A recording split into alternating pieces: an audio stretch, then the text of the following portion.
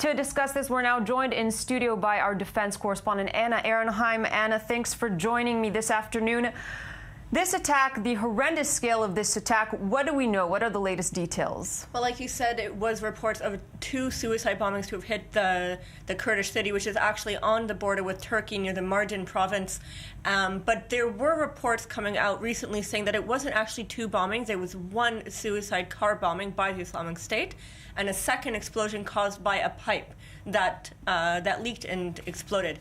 Now, we do know that it was claimed by the Islamic State. Like you said, there have been several attacks on the Kurdish city, but it was a very interesting claim by the Islamic State saying it was sources to Hamas and not just a fighter of the Islamic State carried out the attack. Now, this is very similar to what we see in Europe. We never see that type of statement coming out from an attack in Syria or Iraq. What do you think this means? What could it point at?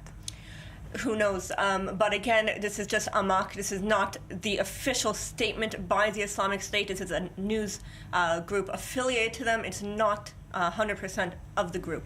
And Anna, interesting enough, Russia and the U.S. are still trying to advance a ceasefire. How is this possible in Syria with factions like the Islamic State? Well, Russia and the U.S. both target the Islamic State. That group is considered by both to be a legitimate target, even during ceasefire times, for strikes.